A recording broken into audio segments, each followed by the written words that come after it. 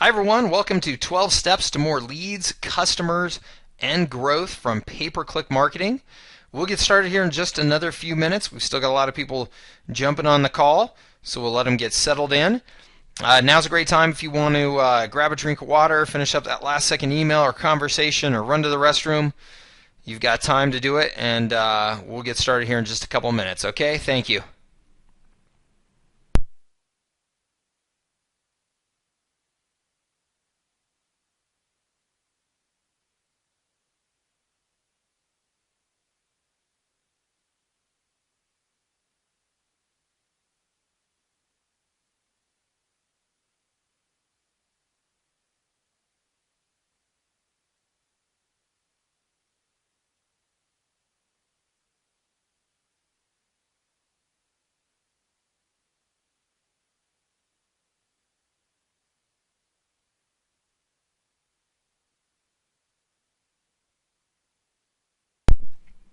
Okay, everybody, thanks again for joining me for 12 Steps to More Leads, Customers, and Growth from Pay-Per-Click Marketing. We will get started here in just 1 minute. Still got a number of people coming on board, so we'll give them another minute to get settled, and then we will get going. Thank you for your patience.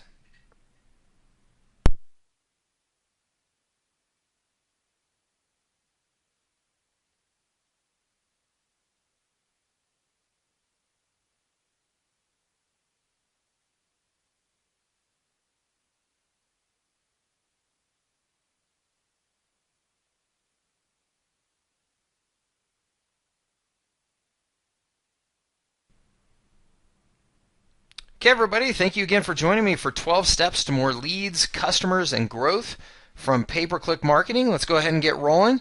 I appreciate everybody being here today. I know you're very busy and you got a lot to do with your time, so appreciate you spending some of it with me. Probably got about 45 minutes for today's presentation, and then we'll get you back to work here as quickly as possible. A couple things to note. One, I will answer questions at the end of the presentation. So if you have any questions, please go ahead and just type them in to the question box that you see down below this presentation. And I will get to as many as I can here at the end.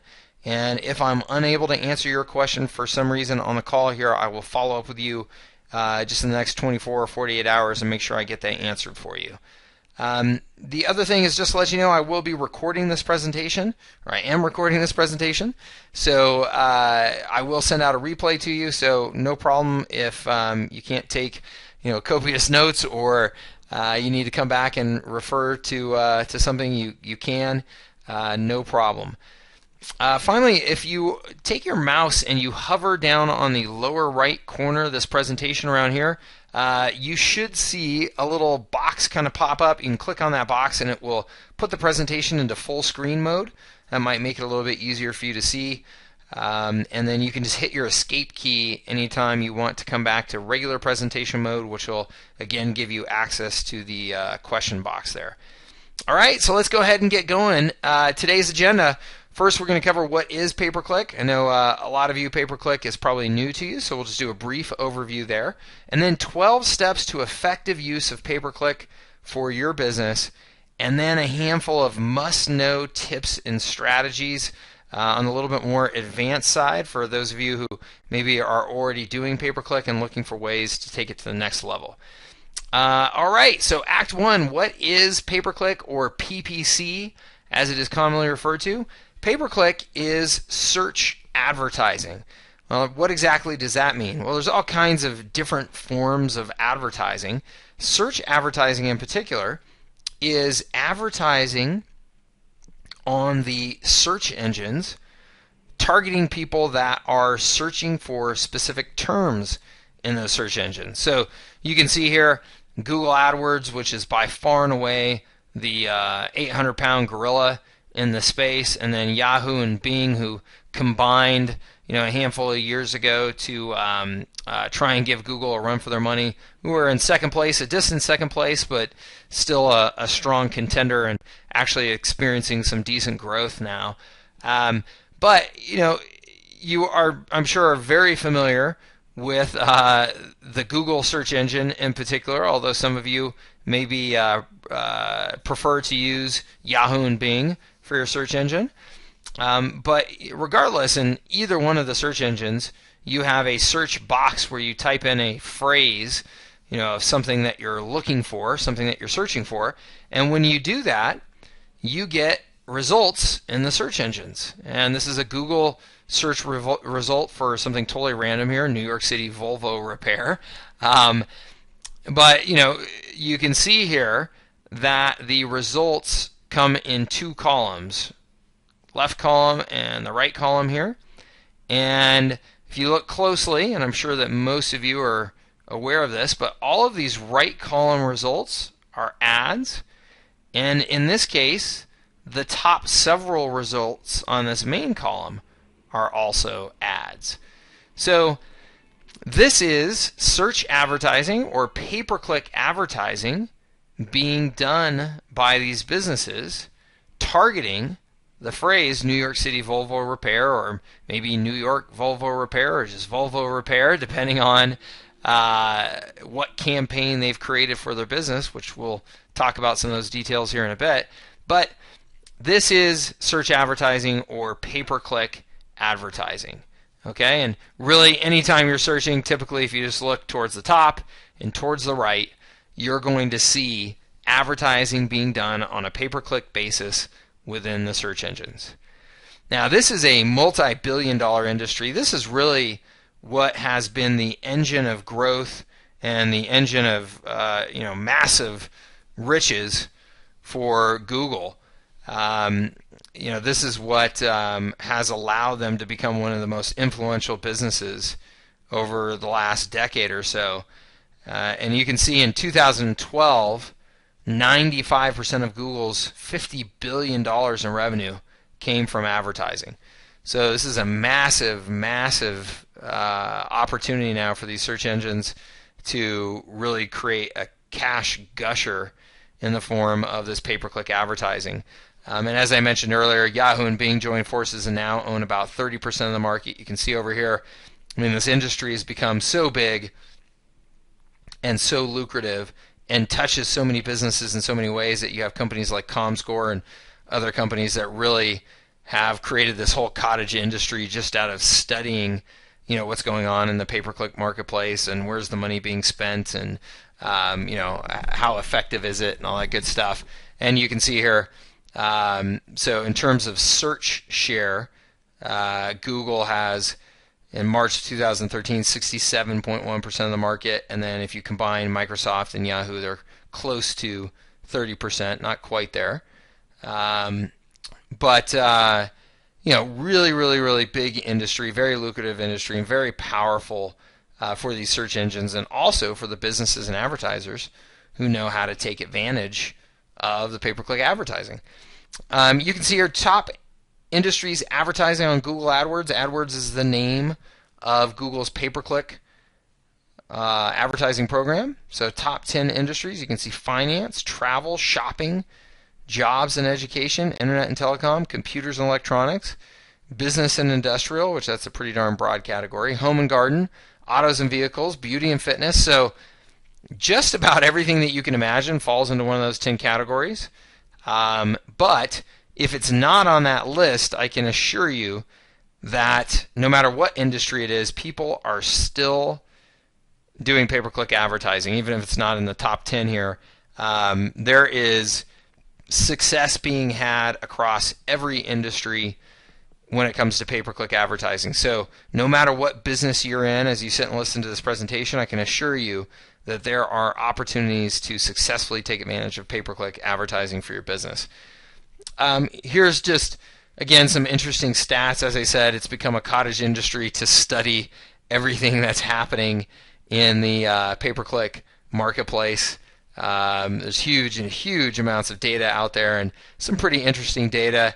Depending on what industry you are in, you can see some of the numbers, and it's nice because you can get some benchmarks as to how your ads, your campaigns are performing against other people in your industry. So how does it all work? How does this industry that popped up from nothing, just about a dozen years ago, and now $50 billion, $100 billion, whatever it is, a year business, how does it all work? Well, As an advertiser, it's actually quite simple. You create ads, you set bids for those ads. In other words, how much are you willing to pay per click, which is why it's called pay-per-click, PPC, and then total budgets. So you could say I'm willing to spend $1 a click, and I have $100 a day to spend. Okay, so theoretically, you could get $100 worth of clicks at $1 per click for your bid. Now, there's some nuances there. Just because you bid $1 doesn't necessarily mean that you're going to pay as high as $1. You may actually pay less, but you won't pay more. So you could actually get more than 100 clicks there. But pretty simple. Create the ad, set the bid, and the budget. As you can see here, this is creation of an ad inside of Google's AdWords program, and you can just see how simple it is, right? Headline, description line 1, description line 2, display URL, which is this URL that's showing in the ad, and the destination URL, which is the actual location that you're going to send the person who clicks on this ad to, okay, which can be a little different than the display URL. So very, very simple process. Once you've created that ad and you've bid, then the ads appear based on specific keyword searches. So you can see here this ad is for gas grills on sale. If I were to target this ad when I'm creating my campaign to searches for the term gas grills, then this ad would show up. Okay? So again, pretty darn simple. And as always, with everything, there's the details and the nuances of once you get into these programs, how to do it most effectively, which there is a lot to that in this particular case. But the basics of it really are basic. They really are simple. So searchers that click through are taken to your page of choice, which is this destination URL. It's the destination that you're sending them to, and then your account gets charged until the maximum budget is reached. Pretty straightforward. What are the advantages of using pay-per-click? Why has this caught on so wildly? Well, first, ads only appear on relevant searches. So when you consider any other form of advertising, you are sending an ad out to the world for somebody to see regardless of whether or not they've actually expressed any interest at all in seeing that ad. Versus in search advertising and pay-per-click advertising, people have typed in certain words. So you're only showing your ad to people that have typed in some sort of relevant keyword or keyword phrase. So your ads are very, very targeted. And this is the real allure of these ad programs, is that it is very, very targeted advertising and targeted spending. The other major allure is that you only pay when someone clicks on the ad. So if you show that ad and for whatever reason the person that it was showed to is the wrong person to see that ad, or they just weren't interested and they didn't click on your ad, then you're not charged. Which again, very, very powerful in terms of just a very compelling concept when it comes to advertising. There's very little other advertising that works that way. Easy to measure ROI. The beauty of doing online advertising is that everything is captured, every detail is tracked, so it's very simple to track how these ads are doing for you. And in fact, businesses are tracking at making an average of $2 in revenue for every dollar spent on pay-per-click advertising. So high ROI, easy to measure ROI, very attractive pay-for-performance model, and ads only appear on very targeted, relevant searches. So combine all those things and you can see why pay-per-click advertising has really taken off. It levels the playing field for many advertisers. I mean, if you consider the number of businesses that are out there that cannot possibly afford to compete on advertising budget with massive brands and massive companies, pay-per-click advertising brings a whole new opportunity for those small businesses with smaller budgets to still compete, right? I can't compete with Coca-Cola on Super Bowl ads, excuse me. I can't compete with Geico Insurance on radio ads. right? There's no way I possibly can. Those brands can afford to just absolutely blanket the market with their advertising. But I can compete absolutely directly head on with those brands when it comes to specific search terms in the search engines. So I have the ability to run my ads against the biggest brands. I have the ability to show up on the first page of Google or Bing just by placing an ad and being willing to pay for it. So even if my site does not organically rank really high in the search engines, I can make sure that I show up, right? So you can see here is an ad for Perfect LA Headshots. Very, very competitive market for actors and models out in the Los Angeles area, right? Tons and tons of aspiring actors and actresses and models come out to LA and need to get their headshots done. It's a very lucrative little niche business. Well, if Perfect LA Headshots doesn't rank organically because somebody else has been there running headshots in LA for decades and they have the #1 spot on Google, they can still compete by running an ad and showing up on page 1. This gives you instant reach to a massive amount of qualified perspectives and prospects, and allows you to skip that organic SEO waiting game that can be so painful and be just unreliable. So very, very attractive advertising model for all kinds of businesses, but I think particularly smaller businesses that are looking for the absolute highest bang for their buck when it comes to their advertising. All right, so that's what is pay-per-click advertising. Let's now move on to Act 2, 12 steps to effective use of pay-per-click for your business. As I mentioned earlier, creating an ad, creating a campaign is very, very simple, but there is lots of planning that should go into it. There's lots of nuance in how to do it most effectively. And what I find in my business, we do pay-per-click management for many businesses, is that most businesses, because it's so simple and easy to set up campaigns, they do so, and they're trying to take advantage of pay-per-click, but because they have their full-time business that they're running doing something else, they do not have the time to pay attention to the real details and nuance of setting up a campaign effectively. And what happens is they get poor results or waste a lot of money in the process. So these 12 steps are going to give you fundamentals to setting up your campaigns and managing your campaigns properly. All right, first step is to define a clear goal. Okay, and depending on the nature of your business, that goal will vary widely from one business to another. Some businesses, you're looking to drive somebody to a shopping cart and have them make a purchase right that minute. Okay, if you're selling some sort of maybe lower end commoditized product, or you just have a real retail, e-commerce in nature product, then you can drive people straight to a cart and have them buy something. For other businesses, say like an insurance agent or a law firm or things like that, you may just be trying to capture a lead, right? You may just be trying to get somebody to ask for more information about your firm or your services. So what's important is that you are clear about what's realistic for your business and that you define a clear goal, and then you think through what is the actual sales funnel, marketing funnel that I will plan on bringing that prospect through or that customer through to try and turn them into revenue.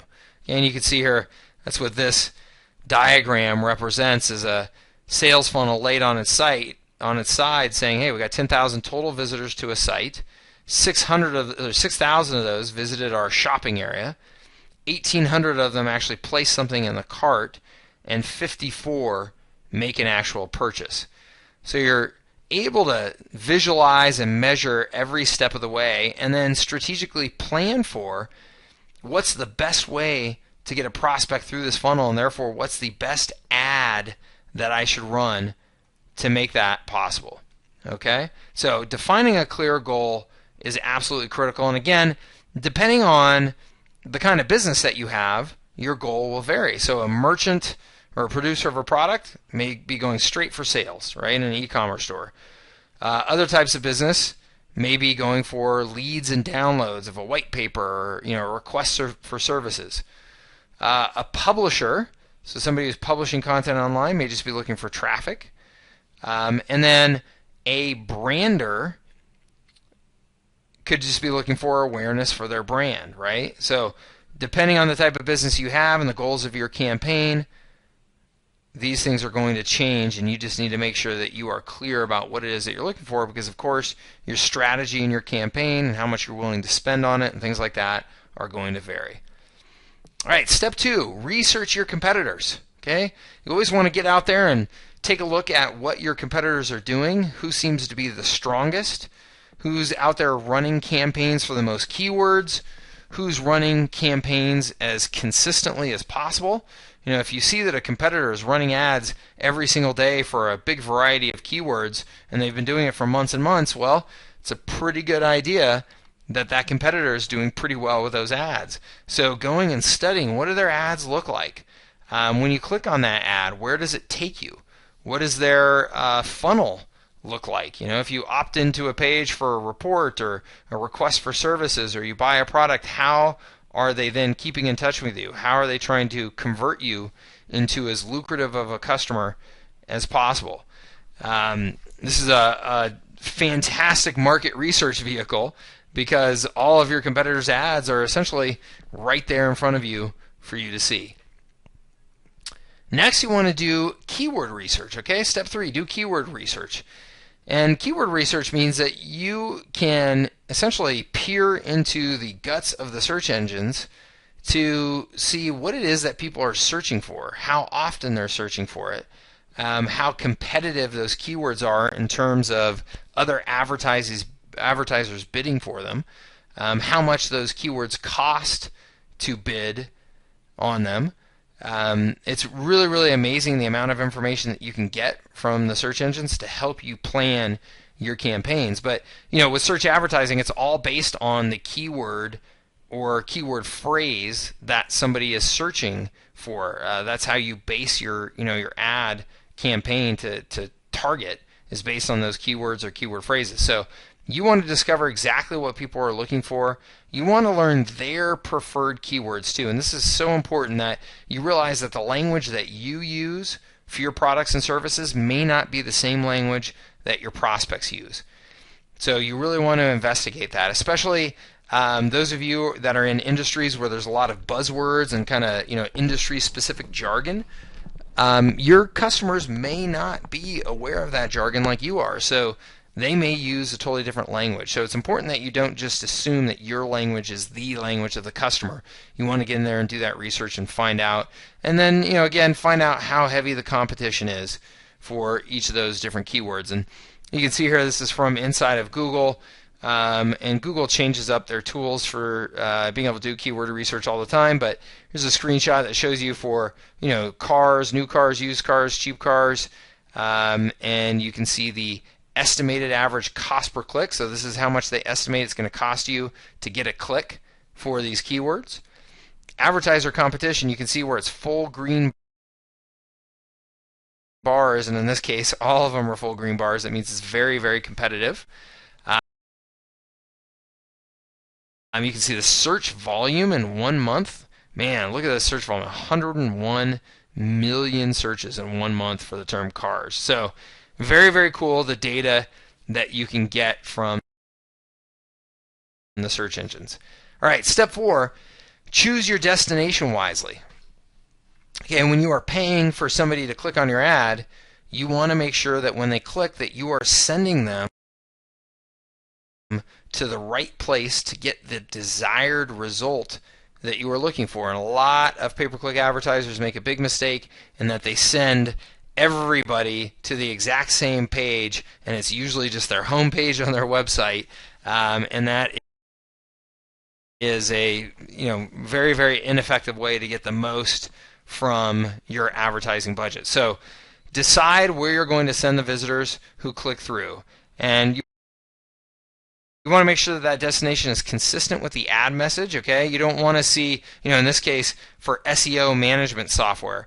If I had done a search for website templates and then I got brought over to a landing page that says SEO management software, well, that's obviously going to be not a good fit. It's not in alignment with the message that I was expecting to see.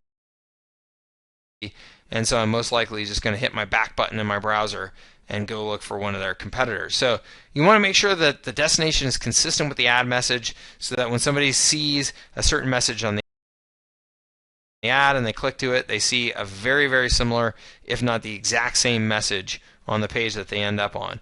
And then you want to design that ad for conversion for the specific goal that you had. Again, if it was to get somebody to buy something, then you might take them right to a product page with the price listed and a guaranteed and a little add to cart button. In this case, you can see very clearly they're hoping to get you to start a 30-day free trial. So they've made that very prominent and made it quite simple. Just have to put in your full name, email address, and password to go ahead and get started with your free trial. So this page, you will notice, is very simple. There's not a lot of options to it. I can fill out this form for my 30-day free trial, or honestly, I can leave the page. There's nothing else other than some images and some text telling me what it is that I'm about to get into, and that's it. And that's designed that way on purpose, okay? By limiting the options of the person who visits that page, I'm more likely to get them to take the action that I want them to take, okay? So be clear about what it is that you're hoping that person does at the destination that you get them to, and then design that page 100% around making that action happen. All right, step number 5, create a high converting ad. Okay, this is where the magic happens in pay-per-click advertising. If you can write a good high performing ad, then you can absolutely crush your competition who does not do as good of a job at that. So if you're going to do pay-per-click advertising, you really want to know the best practices of successful ads. You want to spend time studying those best practices and studying competition, study people writing very effective ads in other industries, and learn from those best practices to incorporate in your ads. You want to carefully review your headline, your message, your offer, and the destination that you're sending people to. You know, those are the biggies, and you definitely want to spend a good amount of time refining those, testing those, tweaking them to try and make them better and better over time. And then, as much as possible, you want to differentiate your offer to make it stand out from the crowd. So if you look within any industry, you will see that lots and lots of industries or lots and lots of advertisers within that industry will essentially be offering the exact same thing. And obviously that makes it hard for a prospect to decide, well, which ad is most attractive if they're all offering essentially the same thing. So look for opportunities to really differentiate your offer and make it stand out from the competition. Step number 6, add some local flavor. If you are going after local customers, make your ads local in nature. Okay, it's a proven way to boost the effectiveness of your ads and boost the ROI of your campaigns. You can see here there's Denver web design, local to Denver, with Denver address and things located here, and a phone number from Denver. You can see Colorado Veda Salon here, using a Colorado Veda domain. So there's a number of things that you can do in your ads to make them local. We actually used to use the phrase "wicked smart" in some ads that we were running in Boston to accomplish that. So that's something that a Bostonian knows, what you're talking about, right? So there's a number of different options, and actually in the advanced portion of this training, I'm going to show you a couple more things that you can do. Step number 7, place the right bid. Okay, so the way that pay-per-click advertising works is that if you bid highest, and there's a combination of other factors, but essentially you can try and bid your way to the top by being willing to pay more per click than your competition.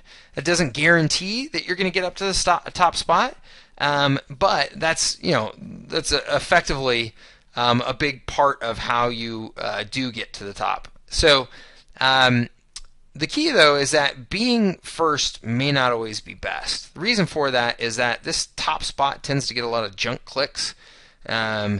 People that just kind of, they immediately see the first thing that shows up on the page and just click for it. So this may or may not be the place that you want to be.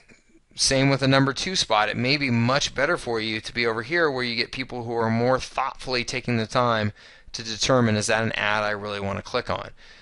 Those higher positions can cost a lot more, so oftentimes positions 3 and 4 are actually the ideal positions to be at in terms of ROI.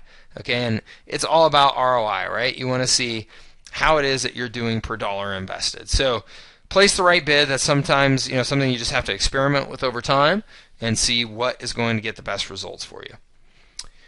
Step number 8, focus on profitable keywords. What you'll find when you create campaigns is that if you're running campaigns for 100 different keywords, you may find that you get all of your conversions that you're looking for, all of the sales or all of the leads or whatever it is, from only 5 of those keywords, and essentially 95 of them are doing nothing for you.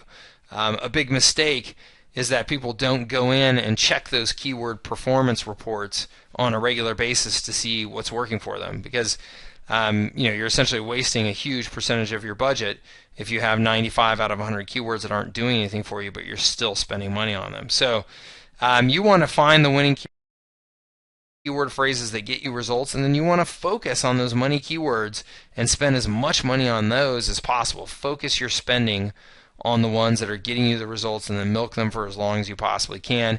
And then at the same time, have a test budget, maybe 10% of your budget or so, where you're testing new keywords all the time. Language changes. People use different phrases based on, just things they're hearing in the media, changes in your industry, changes in products, things like that.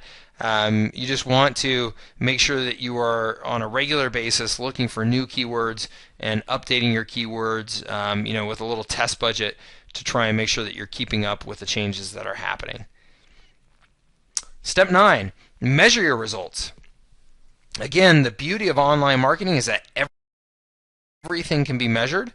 So you definitely want to make sure that you have the right systems in place to be able to measure everything that you should, okay? Otherwise, you're just, again, you're just kind of throwing money away. Just like with those keywords, if you don't have the report to tell you that 95 out of 100 of your keywords aren't performing, then you're throwing away money. Well, the same thing with the data that you can get on every step of your sales process. For most local businesses and small businesses, having some sort of call tracking technology is an absolute must, because people will pick up the phone to call you after they've clicked on your ad. And that's a preferred way for a lot of people to do business, is to pick up the phone and call. So definitely want to have those phone numbers on there and have call tracking on there to be able to test. Place Google Analytics across all of your web pages.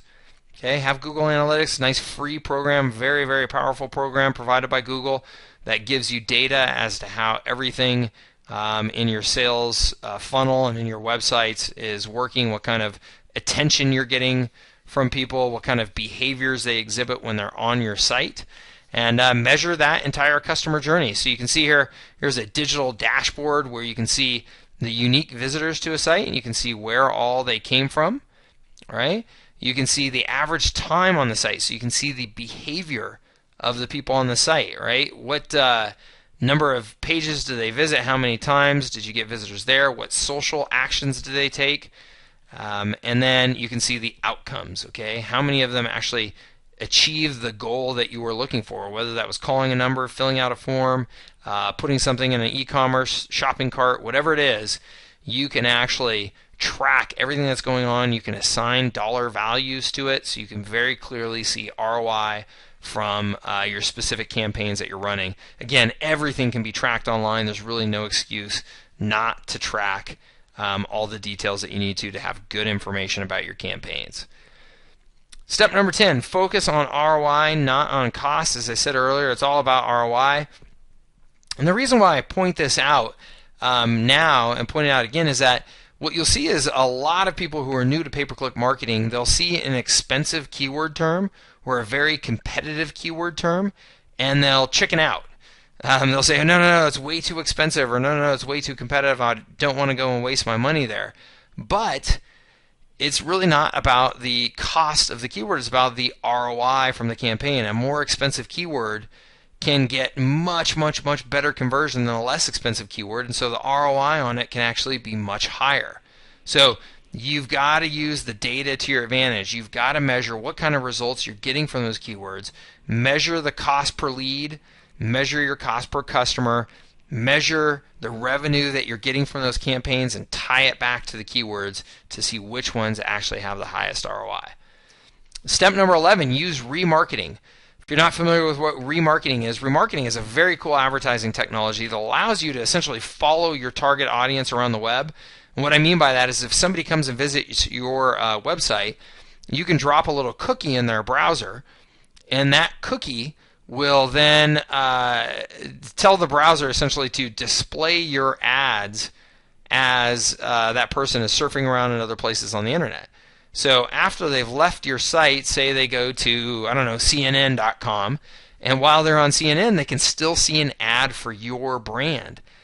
Okay, very, very cool technology. It's literally like you're stalking them on the internet, and a very, very powerful form of technology, of advertising, because once somebody has visited your site, there was obviously some sort of interest there. So by showing them another ad after they've left your site, you have a much better chance of getting them re-engaged and getting them back to your site to make some sort of purchase. So very, very cool advertising technology, and will definitely do a ton to keep your brand top of mind with those prospects. You can see an example here.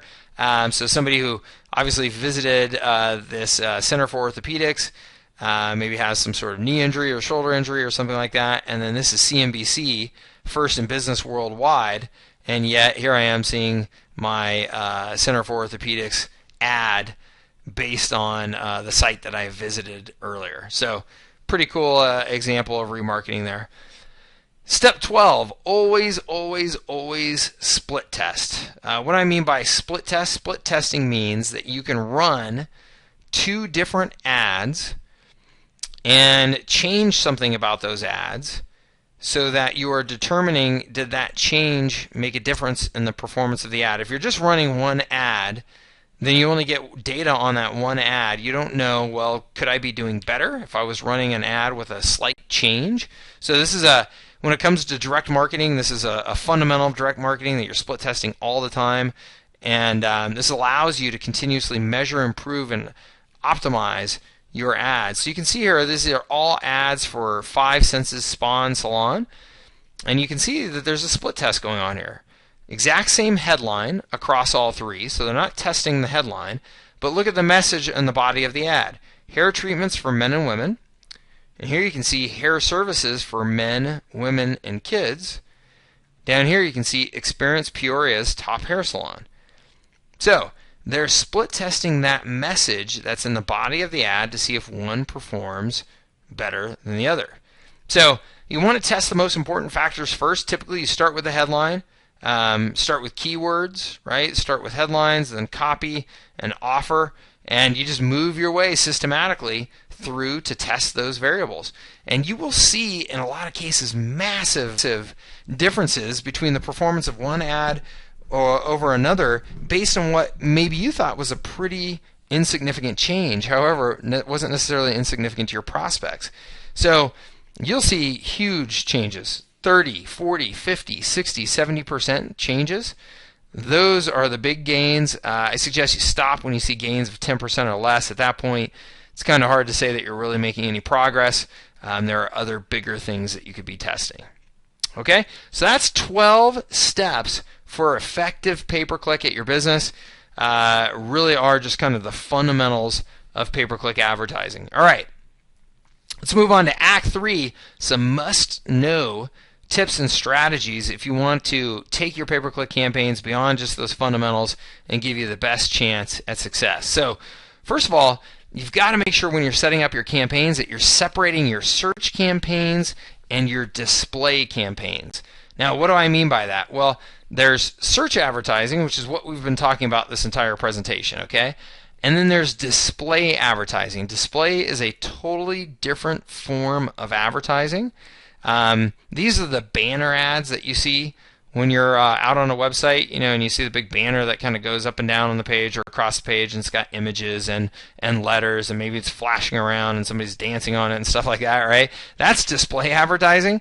Totally different forms of advertising, totally different strategies, approaches, budgets, all that stuff. But a very common mistake that people make when setting up their advertising campaigns in Google, and shame on Google, I think, for making it easy to make this mistake. They make it the default, that when you set up your campaign, your search campaign and your display network campaign will actually be combined together by default. So you actually need to go in and click on either display network only or search network only when you're creating your campaigns.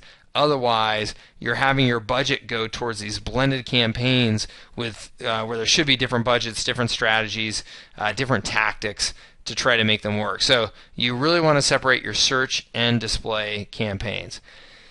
Another advanced strategy here, or I should say an advanced strategy. That last one was not necessarily an advanced strategy. It was a fundamental that a lot of people just don't know about.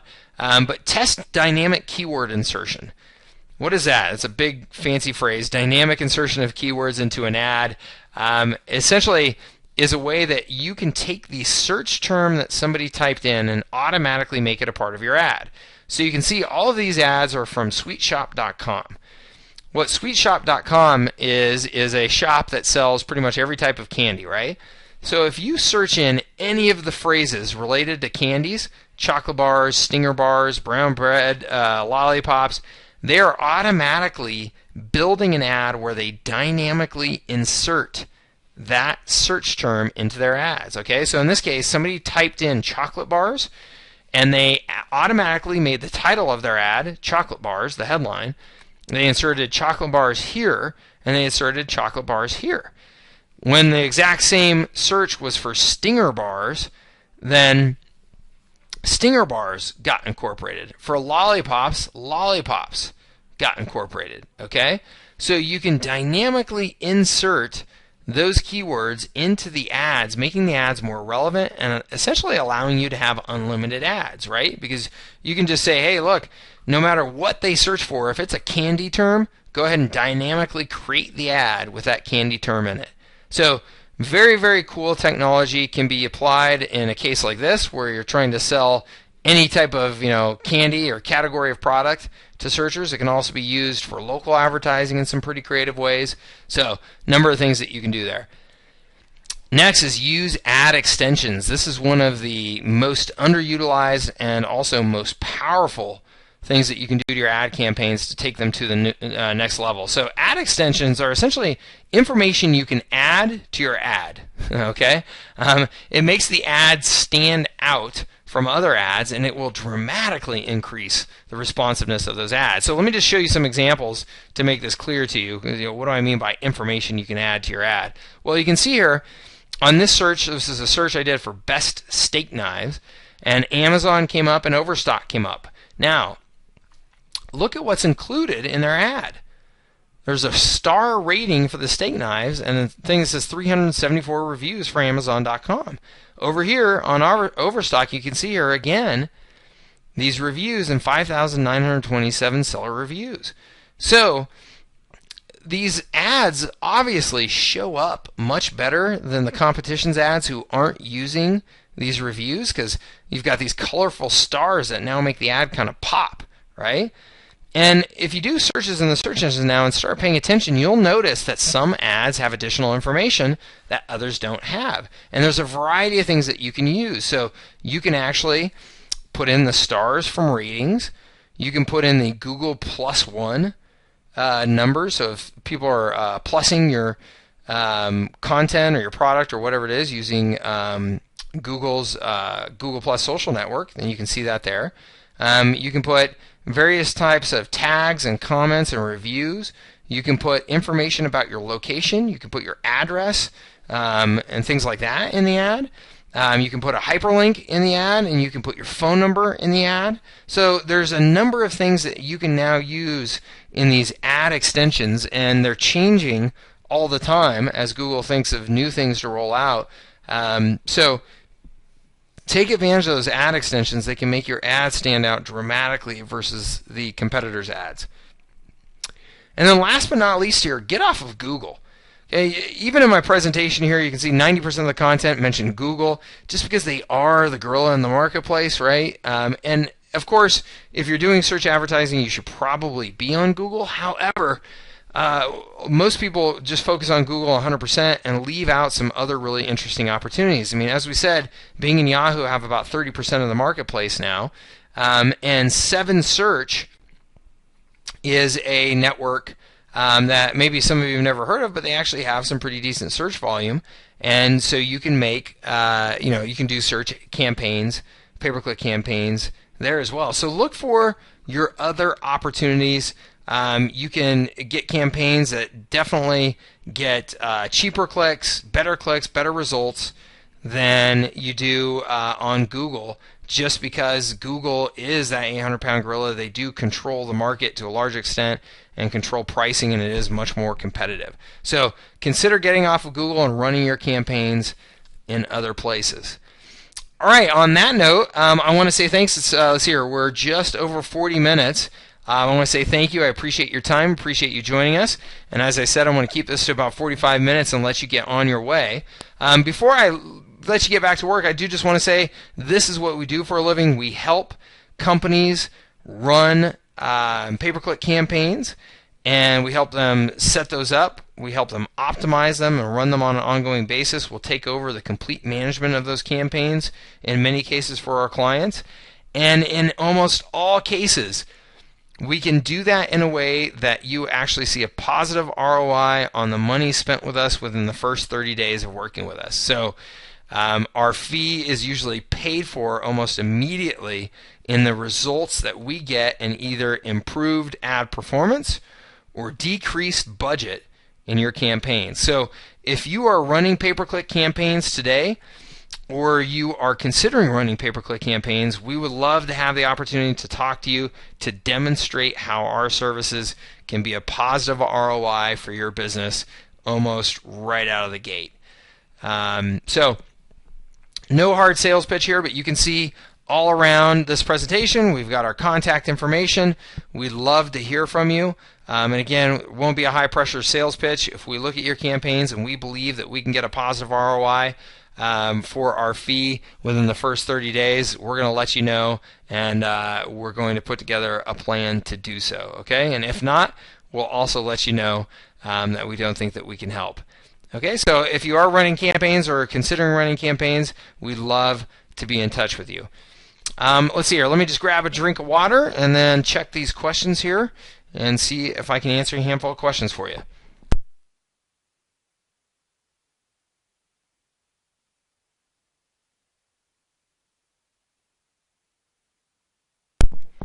Okay, Jim asks, what are the major differences in capabilities between the Google pay-per-click network and those found in Bing and Yahoo and 7 Search that I mentioned? I wouldn't say that there's major differences. Each search engine has, though, subtle differences and nuances. I think that the biggest differences between them is just the volume of prospects that you're going to find on the search engines. I mean, Google is much bigger than the others, so there's just going to be a much higher volume there. You're also going to find, though, much higher competition on Google, and you're going to find much higher costs oftentimes on a per-click basis. So, technology-wise, they're very similar. I would say that Bing and Yahoo have done a really, really nice job, though, of making their platform easier to use. So, I'm a big fan of Bing and Yahoo and their pay-per-click network as well. Obviously, still do most of our investment in Google, both for ourselves and for our clients, but you have really good opportunities in all of them. Let's see here. So Julie says that they have raised their bid on clicks on their competitive keywords, but they're still not getting to the first position in the search results, which is what they want, or in the ad results, which is what they want. So there's a reason why. So Google in particular will, and I'm assuming you're talking about in Google here, Google in particular will not place your ads, number one, necessarily just because you're willing to pay more. They do take other factors into account, such as how many people click on your ad, because that's how they make money, is on the click, not just on the bid, right? So the click-through rate of your ad, what happens to visitors after they click on that ad? Do they stay on your site and seem engaged, or do they immediately see the page that you sent them to and bounce back? They take in all kinds of factors so that they have kind of quality control there. So it's not just money spent. So if you're not getting as highly positioned as you'd like, it's probably those other factors, and we could certainly sit down with you and help you on that. And like Bing and Yahoo and 7 Search, they are less concerned about some of those other factors, and you can usually bid your way more aggressively to the top. So that might be something for you to try as well. Let's see here. Carrie asks, what are best practices for landing pages? We have a professional services firm, a law firm, and looking for best practices on how to get our ads more productive once they've made it to our landing page. Yeah, that's great. It's great that you're looking at that, and it's great that you're spending time analyzing it and trying to make it better. That's a huge opportunity for anybody is to improve their landing pages. Best practices for professional services firms, usually a handful of things. So one, offering some sort of educational content. Oftentimes, people coming and exploring your firm are not yet at the stage of buying where they want to just hop on the phone and talk with somebody. They're looking to do more just kind of investigation about your firm, so that they can use that to compare it to others. So having some sort of educational resource there that you can offer them to download, and then once they've downloaded, follow up with them using email or phone calls to reach out to them proactively. That's definitely a best practice. You can create white papers, presentations, recorded webinars like this. I mean, there's all kinds of things that you could do to get them to opt in there. From an educational marketing perspective, I would also though include your phone number on the landing page. If you're not, make that very prominently displayed. Again, a lot of people do want to just pick up the phone and call. They don't want to opt in for something. They don't want to download something that they have to read through. So test having the phone number on there, and make sure you have call tracking being utilized for that phone number as well. And then finally, in most cases with landing pages, remove the options for people to go to many places, right? A lot of more kind of beginner marketers think, well, we have to give them options to go visit the rest of our website, but that is usually actually counter to getting them to convert on what you want them to convert on. So test limiting the options. Make it so that all they can do is that one thing, either or maybe just two things, right? Just opt for that white paper or presentation that you created for them, or just pick up the phone and call you. But don't have links that will take them out to other parts of your website or anything like that. And again, it's all a test, and that's the beauty of this form of marketing. It is very trackable. It is very testable. So whatever I tell you is speculation until we actually set up the systems to effectively measure the data and test how it will go. All right, 3 good questions. Thank you very much. We're past our 45 minutes, so I do want to let you guys get back to work. Thank you very much for joining me here today. And again, the offer is there. If you feel like you could use any help with your campaigns, we would love to talk to you. Just get in touch and let us know, and we would be happy to take a look at what you're doing and see if we feel like we can make some significant improvements for you. Okay, thanks again. We'll get a recording out to you here very shortly, and any questions that I didn't answer, we will follow up with you shortly as well. Thanks, and take care.